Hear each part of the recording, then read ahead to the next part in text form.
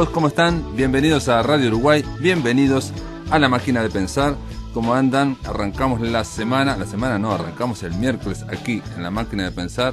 Tenemos a Gonzalo Gervás en controles de emisión, lo tenemos al Flaco Germán y ya mismo vamos a empezar un programa especial hoy aquí en La Máquina de Pensar. Ahora le vamos a dar la bienvenida a un periodista de larga trayectoria, y no porque venga de Rocha, él es César Di Candia. Oficio de periodista es uno de sus últimos libros, yo diría el último en lo que respecta a el periodismo, ¿no? Su anterior trabajo es un libro de cuentos titulado Olor a Mar, y el último es la novela Urizote. ¿Cómo le va, César Di Candia? Muy bien, ¿y ustedes qué cuentan? Aquí andamos, está dando vueltas con este libro Oficio de periodista que ganó el premio Bartolomé Hidalgo. Ganó el premio Bartolomé Hidalgo. No sé por qué. Eso habría que preguntárselo a los jurados. En ensayo, es en ensayo, ¿no? Ensayo periodístico. Lo que lo subtitula, lo que lo clasifica, es ensayo histórico y político. Es algo un poco vago. Ensayo. Porque esto en realidad no son ensayos, son más bien semblanzas. Yo mismo no sabría catalogarlo. Es escribir alrededor de gente que conocí en los reportajes. El preámbulo, cosas que no se dijeron o que no se escribieron en ese momento, una historia de los personajes, la consecuencia de esa entrevista. Es decir, no son entrevistas en sí, no es una recapitulación de entrevistas. Es un estudio de cada entrevista. Eso es lo que lo podría definir más acertadamente. Pero eso no es un ensayo tampoco. Yo cuando lo empecé a leer también me sorprendió porque dije, pero esto yo ya se lo leía a Di Candia, esto también. Eran como volver a famosos, algunos de ellos famosos entrevistas, reportajes que hizo usted y que en su momento hicieron mucho ruido, ¿no? Porque no siempre ocurre, y me pasó, comentar este libro, hace el fin de semana estaba comentando algo que había leído este libro, y en la reunión casi todos recordaban el caso, que era en concreto el caso de Tacuarembó, de la doctora de Curtina, que podemos hablar si quiere. Pero lo que más me llamó la atención es que lo recordaran. En este momento que estamos de vértigo y de muchísima información, donde la gente... Fue una entrevista que pegó muy fuerte. Pegó, y estamos hablando de algo de hace como 20 años. Sí, por lo menos 15, 18 años. Tanto es así que estuve ahora hace 3, 4 días en Tacuarembó a presentar este libro y el otro, y toda la gente en realidad fue una especie de conferencia y clase al mismo tiempo, porque había estudiantes de periodismo y había mucha gente vinculada al periodismo. Se festejaban los 50 años de periodismo de la Escuela de Periodismo de Tacuarembó. Y todo el mundo me preguntaba por la doctora Benadete, que es de allá. El problema se suscitó en Curtina, que queda cerquita de la ciudad de Tacuarembó. Y la señora esta, que en este momento es bastante anciana, sigue viviendo en Tacuarembó. Y sigue, según me decía uno de los participantes, sigue activamente tratando de trabajar en una visión de una radio de Tacuarembó. Yo diría que es una señora de más de 90 años. Muy castigada por la vida, sumamente castigada, lo contaba ella en la entrevista. Ella hizo mucha denuncia contra Salud Pública, que le había metido a trabajar en un tugurio que no tenía ni agua ni luz, y denuncias contra el ambiente social de Curtina, llegando a decir que había incluso corrupción de menores y organizada. Bueno, todo prostitución eso, infantil, ¿no? Sí. Todo eso tuvo una consecuencia muy fea, que fue la de que a la propia doctora la expulsaran del lugar, que la Junta Departamental de Tacuarembó hiciera una declaración de persona no grata al autor de la nota, y que la propia señora dejara de trabajar en salud pública. No, además la Junta pidió, yo tengo la resolución, la destitución de esta mujer. Destitución. Es de 1994, estaba leyendo la entrevista, o sea que casi 18 años. Casi 18 años, sí. Así que la doctora quedó sin trabajo prácticamente. Ella tenía dos trabajos, el de salud pública y el de la mutualista de Tacuarembó. Quedó con uno solo. La mutualista inmediatamente la echó. No, la echó a salud pública. La salud pública. Ajá. No, perdón, al revés, le echó la mutualista. Y salud pública ¿cómo es? La redistribuyó. La pública la llevó a Tacuarembó. Ella tuvo mucha ayuda de los médicos de Tacuarembó, en especial de Ciro Ferreira. Ella habla muy bien de Ciro Ferreira. Y lo curioso del caso es que ella quiso hablar. A mí la entrevista me la facilitó un médico, me habló que no de Tacuarembó, un médico en Montevideo que me llamó por teléfono y me dijo, yo no lo conocía, me dijo, mire, fulano, hay una entrevista muy linda para hacer, se trata de esto y esto. Tiene que ir a Curtina a hablar con esta señora y preguntarle ciertas cosas que ella sabe. Y bueno, eso fue lo que previamente hablé por teléfono con ella. Fui hasta allá, ella me recibió muy bien, me contó cosas escalofriantes, a tal punto que yo le dije, mire doctora, que esto que usted me dice le va a traer consecuencias desagradables. Usted está bien segura de decir eso, todo esto incluso está en la entrevista. Y ella me dijo, sí, yo quiero decirlo, quiero denunciarlo. Muy bien. Salió y efectivamente le trajo consecuencias desagradables. Entre otras cosas denunciaba a 3 caudillos locales, sí, eran 3 caudillos colorados que estaban peleando. No colorados. Blanco.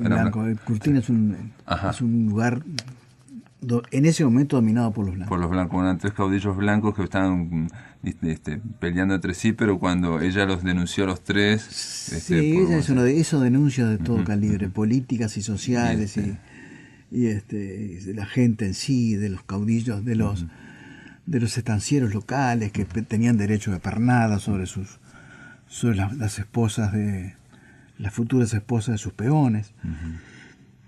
Contó cosas realmente insólitas de un Uruguay feudal, ¿no? Claro. Que yo te digo que no sé si 18 años después ha mejorado o sigue siendo, no en ese lugar, sino en otros lugares tan escondidos como ese, ha mejorado o sigue siendo igual. Lo que es claro, y usted lo pone también en la crónica, en esta especie de volver a ese reflexionar y volver a ese reportaje que fue célebre, que impactó en ese momento, es que en el 2011 creo hubo precisamente denuncias de prostitución infantil, bueno, cayó gente presa en Curtina mismo, ¿no? En el 2011 se descubrió lo mismo que la señora había anunciado, se descubrió 17 años después o 16 años después. Se comprobó, fue un escándalo nacional. Se habló en el programa, en la tertulia del Espectador. Alguien de la tertulia recordó esa entrevista, la trajeron a colación, la sacaron de la galera. También en el suplemento Que Pasa del País se ocuparon, volvieron a repetir, a transcribir fragmentos del reportaje. Y todo aquel escandalete de 18 años atrás revivió a raíz de que se comprobó que las denuncias de la doctora eran ciertas y que ella había sido destituida en forma absolutamente injusta. Y este caso, con ser célebre, de hecho yo estuve conversando este fin de semana y la gente que estaba en esa reunión todos se acordaban, ¿no? Y es difícil para un periodista que la gente se acuerde 18 años después de ese reportaje, en un momento que los medios se han multiplicado y hay tanta información y es todo tan vertiginoso, y en el cual para precisamente absorber más información tenemos como que quitar la que está entrando y eso genera también un vértigo de olvidos, ¿no? De olvidos. Es como una línea que yo creo que atraviesa casi todo este libro, Oficio de Periodista, que es la reflexión sobre Uruguay. De alguna forma se está reflexionando sobre Uruguay y sobre lo que se puede y no se puede decir. En el 94 era claro, usted le dijo, mire que esto casi que le puede costar algo, Sí. y le costó muchísimo. Sí, más bien yo te diría una reflexión sobre el Uruguay de hace 20 años, no sobre el Uruguay de hoy. Ajá. Sobre el Uruguay que yo conocí a través de las personas que entrevisté de 20 años para atrás, o de 15 años para atrás. No, pero también hay, por ejemplo, lo pensaba, digamos, siguiendo como eje, lo pensaba, hay una especie de crónica sobre Davi Vera, y entonces donde se analiza el tema del periodismo de una forma muy cruda, y que creo que es la línea que, digamos, de alguna forma atraviesa también. Claro, pero eso ocurrió en el año 55, 56, cuando yo empecé a trabajar. Yo no puedo decir que eso mismo ocurra hoy, porque Claro. no podría probarlo. Me ocurrió a mí cuando entré a trabajar. O sea, 50 o 60 años después, no se puede juzgar con los mismos patrones que se jugaba Correcto. en el año 55. Podemos contar un poco ahora, porque contamos lo de Davi y lo de este hombre que trabajó, que era una especie de pionero del país, ¿no? De alguna forma, alguien que estaba Sí, ahí. David fue secretario de redacción Pero del que diario. empezó como corrector. Sí, es el padre de Pelusa Vera. Ajá. Dionisio Alejandro Vera. Era secretario de redacción y además era el jefe de página deportiva. Por lo menos era el que iba siempre a todos los eventos deportivos a los cuales iba Uruguay. A mí me tocó coincidir con él en más de uno y puedo asegurar que yo era un individuo que trabajaba, que no sacaba la nariz a la calle, que se encerraba en el cuarto del hotel y escribía,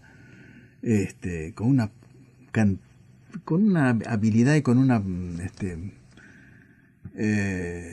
seriedad que prácticamente los demás colegas no lo tenían. Él escribía el doble que los demás. De modo que era muy rendidor para el diario. El diario le sacaba un jugo que además le gustaba. Uh-huh. Además le gustaba hacer ese trabajo a destajo, te diría. Y después escribía normalmente unas crónicas costumbristas llamadas, ¿cómo se llamaban? No me acuerdo. Reflexiones, no me acuerdo. Que se desarrollaban en las playas de la Estacada, donde él iba siempre con sus perros y conversaba con las pocas personas que iban allí, y él hacía una serie de notitas que eran muy lindas. Él sustituyó al Hachero. Uh-huh. En el país tenía el Hachero como su cronista de costumbres más importante, que además fue el más importante que tuvo Uruguay, y cuando el Hachero cesó su trabajo, empezó Davi a hacer el trabajo de él, el trabajo de crónica costumbrista. Pero en el caso de usted, que comienza en el diario País, lo recibe este hombre y le aclara que el periodismo es lo que se pone en los lugares que quedan libres de la publicidad. Sí. Lo cual parece un chiste, pero él lo dijo que era en serio, digamos. O sea, lo principal no, es la publicidad y alrededor lo que es la noticia. En ese momento no lo dijo como chiste, lo dijo como reflexión, como tener en cuenta esto, que era un consejo. Sí. Efectivamente, yo comprobé que era así. Comprobé 1000 veces que era así. Que no había notas que dejaban de salir porque en ese lugar iba un aviso que llegaba a último momento.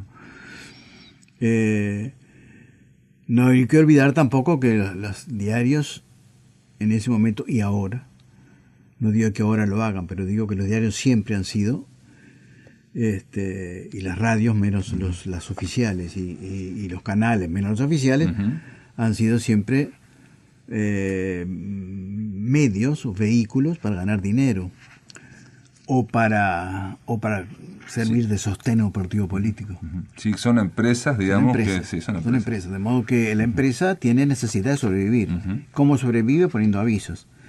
Y si tú hiciste una nota y viene el aviso que te mantiene vivo, va el aviso. No, pero y se dicen cosas, digamos, más crudas, por ejemplo, de que David dice en un momento, ahora no me recuerdo, pero dice algo así como que el periodismo está bajo un politeísmo, una religión Sí, politeísta sí. que son los avisadores. Los avisadores, sí. Y entonces todo lo que vaya en contra de los intereses de los avisadores también vuela. Ese era el concepto que se tenía en aquel momento. Pero es muy crudo. A mí me hizo acordar leyendo ese que estamos hablando de un artículo corto, ¿no? de 4 páginas, Sí. pero de la forma en que habla este hombre, o que lo hace usted hablar, obviamente, este hombre, me hizo acordar a aquella novela de Vargas Llosa, Conversación en la Catedral, Ajá. donde se habla del periodismo también en plan muy crudo, bueno, es de los años 50 también, de una forma muy cruda. Yo te aclaro que David, yo lo quise entrevistar para Búsqueda después de retirado, y él no se negó totalmente. Me dijo, yo no soy nadie, yo no fui nadie, no le intereso a nadie, no, te agradezco tu amabilidad, pero yo no voy a hablar. Todo eso que yo recojo en esa nota es la experiencia que tuve con él al entrar al diario a trabajar. Sí, era un periodista de raza, digamos, ¿no? Sí, En ese sí, sentido, sin ninguna sí. duda. Y entonces yo de alguna forma, por eso lo pensé que se podía leer todo el libro como una reflexión del periodismo en Uruguay, bueno, quizás en América Latina, ¿no? De lo que se puede y lo que no se debe decir, esa línea que hay, entre otros con todos los intereses políticos, Sí, como le pasó a esa doctora, o los intereses no creo que sea económicos. tan así, porque hay artículos que se refieren a políticos a los cuales conocí, a los Ajá. cuales no conocí, que no tienen nada que ver con el periodismo. Sí, en el caso... Por ejemplo, Luis Alberto Herrera, que yo jamás, no lo vi ni a medio metro, nunca jamás. Sí, ahí hay como una especie de reflexión, Sí, o de reflexión, o sí, de la época, confesión, de lo que digamos, era, sí, de lo sí, que era sí. la época desde el punto de vista político, eso sí. Y desde el punto de vista de usted, digamos, como periodista, Sí. ¿no? También estuvo entre otros con Juan María Bordaberry, pero... Ahí fui como entrevistador. El tiempo, ¿no? Di Candia, si me espera un poquito, Lo después de espero. la pausa, continuamos conversando sobre este libro llamado Oficio de Periodista, editado por Fin de Siglo, de César Di Candia. En el aire de Radio Uruguay, La Máquina de Pensar.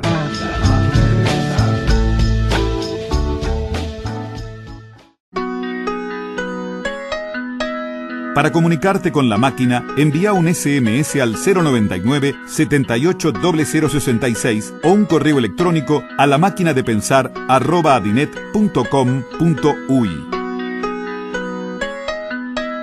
Si querés volver a escuchar charlas, entrevistas o columnas, ingresa a piensamáquina.blogspot.com y bienvenido al corazón de las palabras.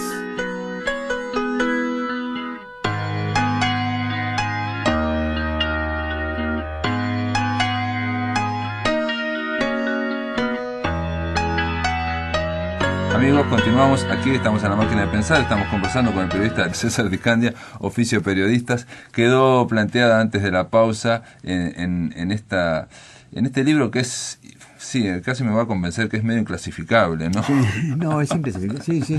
Porque serían como reflexiones o lo que quedó por fuera de grandes reportajes también, Sí, ¿no? O sea, en la sala de edición de la película, lo que quedó abajo en el piso. O por atrás, alrededor o escondido. Siempre en toda obra hay algo obra de teatro o una película, siempre hay algo que queda escondido del espectador, que el espectador nunca lo ve ni se interesa, ni lo entiende. En realidad porque lo principal es el reportaje, no es el periodista. Claro. Este libro sería Oficio de Periodista, también es sobre el periodista. Es sobre el periodista y sobre errores que el periodista... Yo cometí un error inmenso y lo cuento ahí. Cuando empecé a trabajar y le hice un reportaje a pedido a Selmar Michelini. Sí. Esto yo también lo comenté y pensé, esto lo puede decir Di Candia ahora y no creo que haya otro en Uruguay que lo haya dicho, porque son cosas que se hacían pero nadie las dice. Sí, es parte de lo que se dice y no se dice. Y que uno aconseja no hacer, además. No, claro, está claro que Entonces, no. Pero digo, el tema es que en Uruguay es hipócrita en el sentido de que no se reconoce que se hace eso o que se hizo. Por favor. Usted es el primero que dice que entrevistó a un político. Los periodistas que te llaman por teléfono y te dicen tengo algo para decir, Sí, sí, son docenas por día. Sí, sí, sí, sí. Esta es la primera vez que yo leí, digo, he leído acá en Uruguay de un periodista que dice que, en este caso era Selmar Michelini, también estamos hablando de un político que está rodeado por una aureola muy importante, ¿no? Sí. O sea, en el cual se hace una entrevista como a pedido Le hicimos una entrevista a medias. Ujú. Me la corrigió 50 veces. Él él necesitaba irse de la 15 de Luis Valle, pero no irse enojado. Esa era su idea central. Es muy difícil también. Irme, pero que no se enoje Don Luis, que él adoraba a Don Luis además. Tenía una adoración mutua. De modo que la entrevista la hicimos en mi casa además. Y la leyó y la releyó y la corrigió y me dijo esto no, que se va a enojar Don Luis, esto no, que es demasiado fuerte, sacá, pon esto, otro, me cambió palabra. Y al final Don Luis se enojó. Pese a todo eso se enojó y le dijo hasta acá llegamos juntos y después vos cada uno por su lado. Él era el principal diputado que tenía la lista 15. O sea, es un hecho político generado con un periodista. Sí, fue generado expresamente por un periodista. En el cual se corrige la y entrevista. yo me golpeo el pecho diciendo que esa entrevista es una entrevista mal hecha porque fue subjetiva, porque fue prácticamente orientada por el entrevistado. Con el cual después logré concretar una amistad absolutamente de hermanos, hasta su terrible final. Pero nunca lo había visto en mi vida. Yo lo conocía a Selmar en el boliche de la esquina del diario. Me lo presentó Carlos María Gutiérrez. Y recién ahí empezamos a conversar. Pero en ese momento yo trabajaba en la revista Reporter y ese reportaje salió en Reporter. Ajá. Que era una revista de investigación, más bien. Sí, era una Carlos revista. María Gutiérrez, ¿no? Carlos María Gutiérrez fue el primer secretario de redacción, el segundo fui yo, y el tercero fue el Hermenegildo Sabat. Era una revista que, más que investigar, interpretaba los hechos cotidianos. La televisión, te aclaro que todavía estaba en pañales, ¿no? No porque la televisión interprete nada, sino porque había menos información. Entonces los hechos se analizaban, se estudiaban y se le ofrecían a la gente un poco digeridos para que la gente los entendiera bien. Esa era la función de la revista, que obviamente no podía vivir. Vivió 2-3 años y se murió. Porque aparte un detalle, yo creo saber, se le pregunto, ¿no? Sí. Que en un medio de prensa partidizada fuertemente, el Reporter no tenía orientación. No, porque el Reporter llegó hasta el momento en que el país empezó a dividir. En que vinieron los primeros actos del MLN, que fue el segundo gobierno blanco, gobierno de Titito Heber cuando era presidente del Consejo de Estado de Gobierno. Ya había una gran radicalización en el país. Había muertos en las calles, había intervención policial, después la intervención fue del ejército, entonces todo se fue agravando y era imposible hacer una revista objetiva y imparcial que interpretara los hechos para que la gente los entendiera, porque en realidad no los entendía nadie los hechos. Claro, sí, era un proceso que iba más allá de todo el raciocinio. Claro. Pero igual esa revista de alguna forma tenía referentes en Argentina, tenía referentes en periodismo norteamericano, ¿no? Sí, tenía. Digamos, la presentación incluso, ¿no? O sea, el darle mucha... Y el estilo, el de Times. Sí, exacto, darle fotos a color a la tapa. Lo que se quería era dar información objetivamente, lo cual es muy difícil. Bueno, volvemos a lo mismo que estamos hablando, me parece que es el tema de si se puede dar información objetiva con todas las condicionantes que existen en el periodismo, ¿no? Y que normalmente no se reconocen. Sí, yo creo que no se puede, no es muy difícil. El otro día me preguntaban lo mismo los estudiantes de Tacuarembó. La respuesta es no. El periodismo objetivo no se puede, no existe, no se puede dar. No sé, siempre, desde el momento que el que escribe o el que habla o el que está frente a una cámara no es un robot, sino que es un ser humano, su corazoncito está siempre presente, aunque sea en una sin tener la menor intención, en un pequeño sesgo, en una palabra, en una reflexión. Siempre hay una caída a lo subjetivo. Periodismo, sí. Además, una nota depende cómo la encare. Podés encarar que parezca objetiva, pero su encare al nacer ya no lo es, ya dejó de ser. Sí, claro. Y más en el periodismo político, ¿no? Porque lo que usted cuenta de ser Mar Michelini, más allá de que es una práctica que ocurría y que ocurre y que, no se reconoce nunca, ¿no? En la cual usted dice que esa entrevista, fue hecha a medias. Hablaba de una fineza literaria por parte de Michelini. Digo, yo me lo imagino, en cuanto a la exactitud de las palabras para tratar de hacer un hecho político de rompimiento, pero sin generar odio, sin generar sin ganarse un enemigo, sino diciendo, hasta digamos, tenemos diferencias, perdón señor, pero yo voy por mi lado, usted por el suyo. Era una entrevista escrita con la palabra más que fineza, parece delicadeza. Delicadeza. Y exactitud también, precisión. Yo me acuerdo de haber entrevistado una vez, una nota muy cortita, pero que habla de políticos de otra época también, me parece a mí, ¿no? Entrevisté a José Pedro Cardoso, que era presidente del Partido Socialista, era un caballero. Y me dio la entrevista a cambio de que después la pudiera leer. Entonces yo la hice, una nota corta, se la llevé, y en un momento decía, había ocurrido un congreso, ¿no? Entonces decía, después de estas discusiones, decía Cardoso, yo lo había escrito, que después de todo hay que desdramatizar porque son las habituales entre los socialistas, ¿no? Y él tachó habituales y puso frecuentes.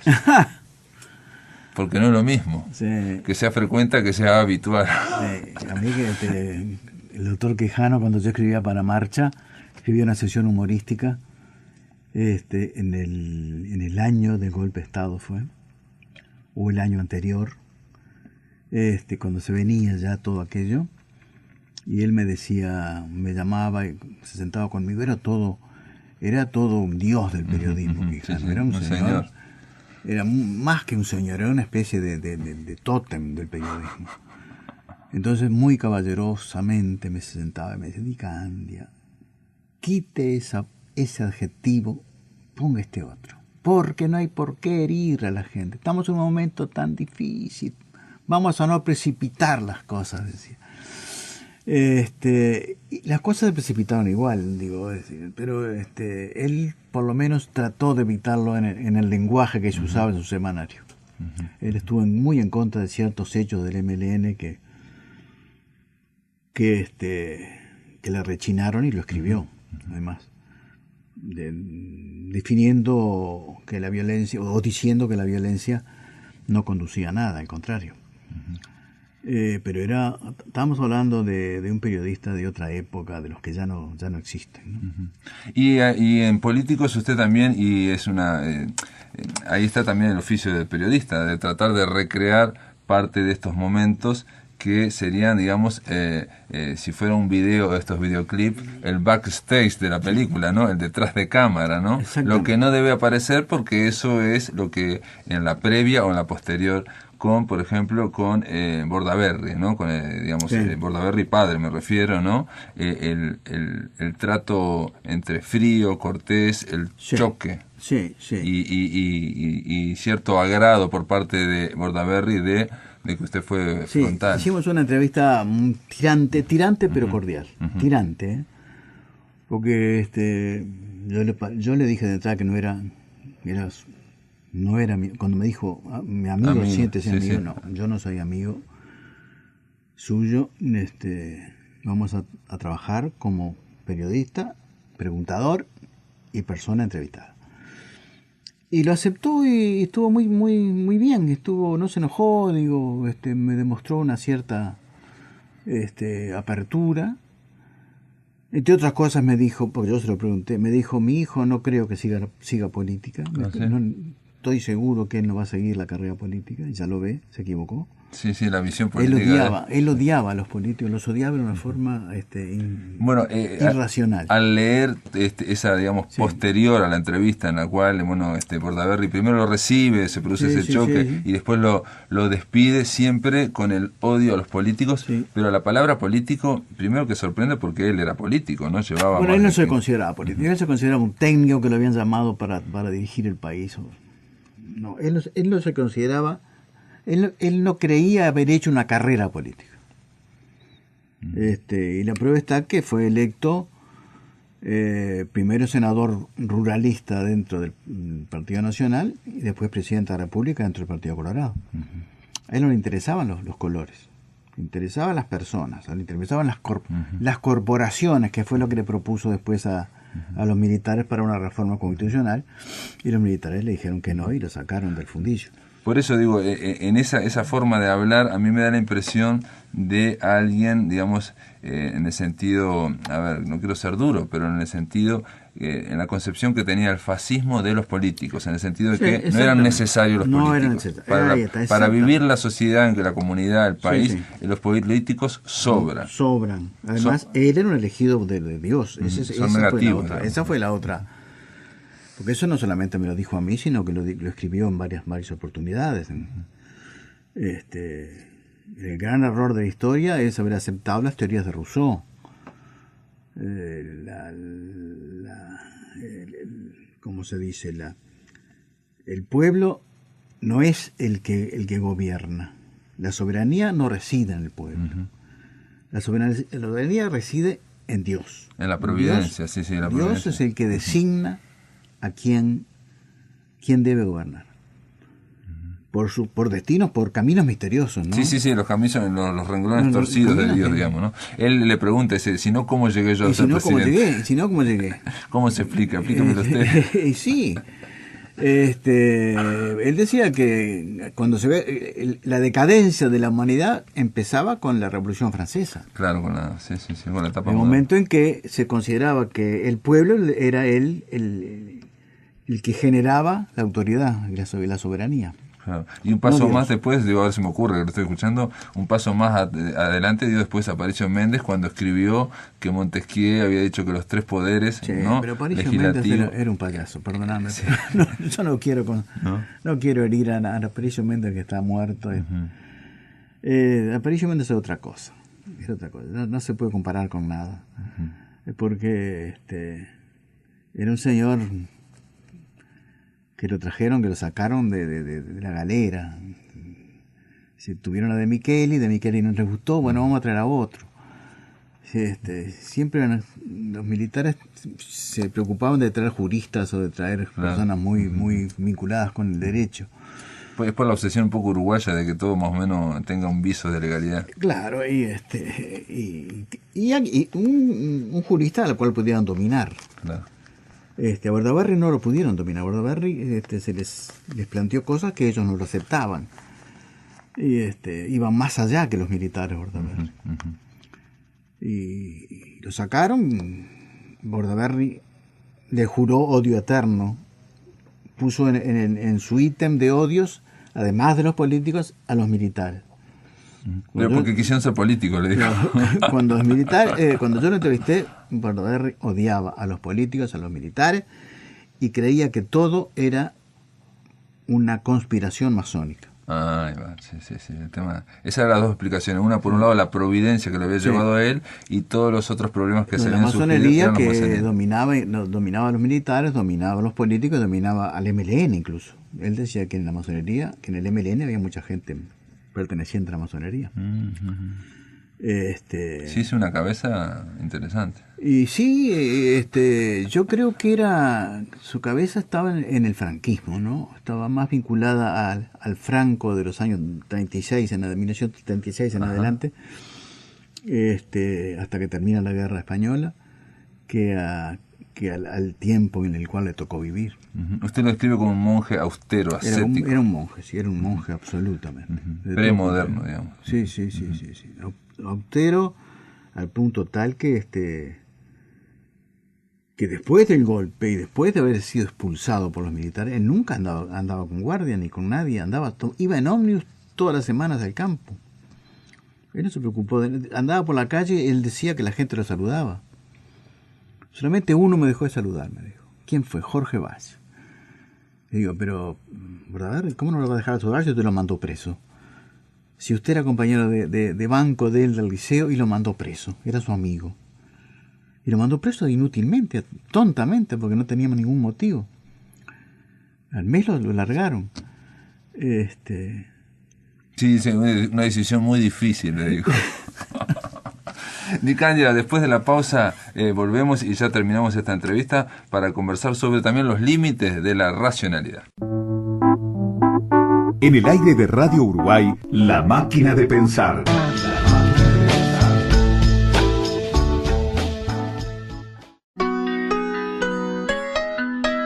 Para comunicarte con La Máquina, envía un SMS al 099-780066 o un correo electrónico a lamaquinadepensar@adinet.com.uy. Si querés volver a escuchar charlas, entrevistas o columnas, ingresa a piensamáquina.blogspot.com y bienvenido al corazón de las palabras.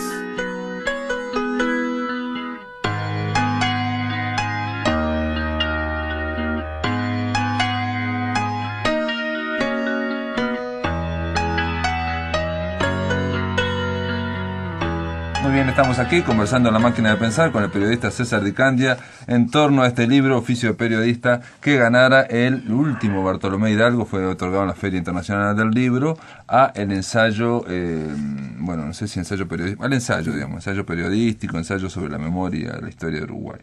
Yo le decía en la pausa, en el bloque anterior, de que íbamos a hablar un poco de los límites de la racionalidad, porque parte de este oficio de periodista es como exponer experiencias que usted tuvo y que, o lo hicieron, por alguna forma lo hicieron, lo impresionaron. Uh-huh. Fueron cosas que lo impresionaron, ¿sí? Y por las cuales volvió. Y me quedaron muchas más todavía. Uh-huh. Y hay un caso que a mí me sorprendió y me pareció que estaba muy bien escrito, que habla de un, creo que español, Rapallo Ronco. Rapallo Ronco se llamaba.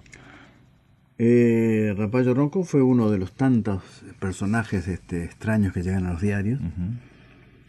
Uh-huh. Y llegó diciendo que era magnetizador y que era una de las cosas que dijo de entrada fue: yo soy capaz de matar a la distancia con el solo esfuerzo de mi mente. Por supuesto que nadie creyó. Pero tanto se hacía una buena publicidad, ese no sí, impactó. No, era un idioma que se promocionaba a sí mismo estupendamente. Un sobre todo de piel de camello. Sí, y además todo el pelo totalmente blanco y las cejas anchas, así, todas negras, se las había teñido de negro las cejas. Entonces miraba con esas cejas negras e impresionaba. Era un hipnotizador, para mí, un hipnotizador común y corriente. Pero llegó a hacer experiencias que fueron publicadas en el diario en aquellos años. Le llamó la atención a Eugenio Schegel en un momento, ¿no? Sí, me llamó la atención. Uh-huh. Y Alsina TVN se enroscó también en el asunto, porque Alsina era un racionalista enfermizo de esos tipos. Imposible sacarlo de un razonamiento que no fuera estrictamente vinculado con el raciocinio. Uh-huh.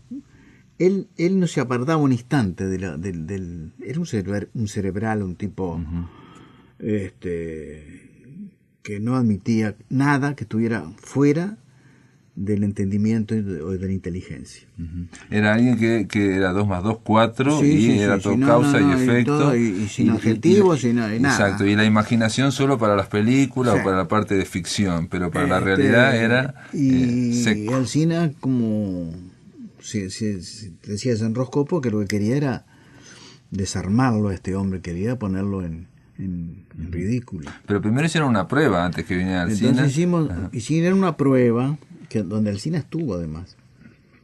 Hicieron una prueba, este hipnotizador llevaba un medium uruguayo, y él decía que si le ponían una foto en el pecho el medium una vez hipnotizado, una vez en trance hipnótico, el medium reconocía la foto y podía transformarse en el personaje de la foto. Y cuando se hizo una sesión a la cual no estuve yo, pero sí estuvo el cine, hubo una persona que llevó una foto de Chaplin. Y el señor la puso sobre el pecho del hipnotizado. No, de Gardel, no es de Carlos Gardel. No, de Gardel fue. De Gardel, perdón. La primera vez fue de Gardel. No, el Chaplin fue una prueba que se hizo. Se le llevó a Gardel sin que nadie supiera que era Gardel. Y el hombre hipnotizado empezó a hablar con voz de Gardel. El hombre hipnotizado está descrito así por César de Candia. El hombre hipnotizado venía este hombre magnetizador con un ser indescriptible llamado Lorenzo, sí, que había encontrado, no dijo por qué medios, en un barrio muy humilde, y al cual presentó como el medium que iba a utilizar para sus prometidos contactos con lo nunca explorado. Se trataba de un homúnculo especialmente delgado, por cuyo verdadero sexo nadie se hubiera animado a apostar, muy rubio, con aire de flor pisoteada, casi mudo, triste, temeroso y de baja estatura. Un gnomo frágil y decadente, cuyo cuerpo bailaba dentro de un mameluco entero, de aquellos que usaban los republicanos en la Guerra Civil Española, el que seguramente había heredado de alguien más grande que él. Impresionante, sí, la descripción de este... Sí, totalmente. Sí. Impresionante es Paronetti esa historia, es Paronetti. Y ocurrió que, bueno, el tipo habló con voz de Gardel y empezó a hablar y que... ¿Dónde estás?, le decía Rapallo. Estoy en el avión, decía el tipo, arrastrando las palabras como cantaba Gardel. ¿Y qué sé? Y dice, nos estamos yendo, decía, nos estamos yendo de Colombia, de Medellín. Y entonces siguió hablando con voz de Gardel, hasta que en un momento determinado, él le dijo a alguien, que no se sabía quién era, no se peleen, no sean chiquirines, no se peleen, gandules, déjese de embromar, ya pasó todo, ya nos vamos, ya está todo. No. Entonces parece que la pelea había seguido. Entonces Gardel dijo, o sea, el medium con la voz de Gardel dijo, deja ese revólver, loco, deja ese revólver, te digo. Y después dice, ¿ves lo que hiciste? Nos caemos. Todo eso fue grabado. Te reitero, eso fue grabado y la grabación estuvo dando vueltas por la redacción del diario El País durante meses. Yo lo escuché 1000 veces. Lo que pasa es que entre de soltar ese revólver y ves lo que hiciste, en la grabación se escucha un tiro. Y en la realidad cuando ustedes estaban no se escuchó. No hubo ningún tiro. Y entonces, en la grabación quedó grabado un semejante disparo. Eso empieza, eso ya de por sí es misterioso. La verdad es que el avión no se cayó. El avión donde iba Gardel no decoló, chocó a otro avión. Chocó al avión, el avión al despegar, chocó a otro. De modo que no puede decir nos caemos. Eso es un invento. Pero se había hablado en su momento que adentro del avión había habido líos. Se había hablado que había habido líos y que había habido balazos. Se dijo así en un momento. El hecho es que este señor lo despertó el Rapallo ronco antes de que el avión se cayera y se muriera, porque si no este tipo le daba... Ya fue. Entonces, y a la semana hicieron otra prueba que ahí intervino Alsina. Y Alsina llevó una foto, Alsina el escéptico, ¿no? El rey de los escépticos, de los descreídos. Llevó una foto que solamente él sabía quién era. Se la pusieron sobre el pecho al hombre, siempre con el lado impreso, boca abajo. Y el hombre, ¿quién eres?, le dijo Rapallo. Y el hombre, increíblemente, el medium hipnotizado, se puso en una posición con las manos y el cuerpo y los brazos y la boca, todo contrahecho, todo torcido. Entonces Alsina dijo, basta, ya está. Sacó la foto y dijo, esta es una foto de mi hermano que nació o que tuvo problemas de parálisis cerebral y nadie lo sabía. Aparte todos habían muerto, solamente él. Solamente él lo sabía. Es decir, si hubo transmisión de pensamiento, Puede ser. Ujú. Ese es el hecho, y Alsina nunca se lo explicó. Años después seguía pensando en el asunto. ¿Y cómo habrá hecho este tipo para darse cuenta? Y lo comentaba alguna vez con usted. Sí. Él escribió varios artículos en el diario acerca de este tema. Ah, mirá, no sabía. Sí, no sí, sabía. hay que remontarse a la época, que no me acuerdo exactamente qué año fue, pero hay varios artículos de él mismo, de otras personas. Hasta que un día este señor Rapallo perdió credibilidad, me mandaron a hacerle una nota, yo intenté hacerle un reportaje, pero el hombre no me contestaba nada, estaba furioso porque se iba, porque nadie creía en él, qué sé. Y ya no tenía medio. Y además el medium se había ido porque la familia del medium se lo había sacado, porque el medium había perdido como 50 kilos. Era una piltrafa humana el pobre medium. La familia lo sacó y se quedó sin medium y se volvió para España. Supongo yo que a esta altura debe estar, si no utilizó sus poderes para seguir viviendo, debe estar en el otro mundo, ¿no? Pero son esos casos que ocurren y que, digamos, no necesariamente tienen una explicación No tiene. acabada. Yo no la tengo. Y que es parte, digamos, de lo que muestra la vida, digamos, ¿no? O sea que... Sé que él lo miraba fijo a usted y a usted se le clavaban alfileres en el cuerpo. Era una cosa rarísima. A mí no llegó a hipnotizarme. No pudo, mejor dicho. Pero yo sentí claramente que se me clavaban agujitas así, tiene una fuerza en sin duda, sí, tiene esa capacidad. Y después hay otra entrevista, bueno, no podemos hablar de todas porque obviamente... Son 18, si querés, seguimos otra. No, terminamos con esta, que es, me llamó la atención porque también me parece de punto de vista literario, digamos, la que acabamos de hablar de Rapallo Ronco, es un cuento. Sí, y un señor cuento. Y la otra, que también es un señor cuento, es la de Wenceslao Varela. Sí. ¿No? O sea, un poeta... Una entrevista frustrada por la borrachera total que tenía Wenceslao Varela. Tuvimos que rehacerla a fuerza con la persona que me acompañó, y después tuve que ir a Banda Oriental y pedir una biografía y tratar de sacar cosas cosas exactas entre la media lengua del tipo. Sí. ¿no? Porque estamos hablando de un poeta gauchesco que ya tenía 80 y pico de años y que se tomaba un litro de vino por día o dos, sin ninguna duda. Y que vivía solo. Vivía solo, sí, churrasqueando en su casa. Él comía nada más que carne asada y vino. Y bueno... El hecho de que tú dices que están bien escritas es deliberado. Lo que traté en todo el libro fue de hacer periodismo.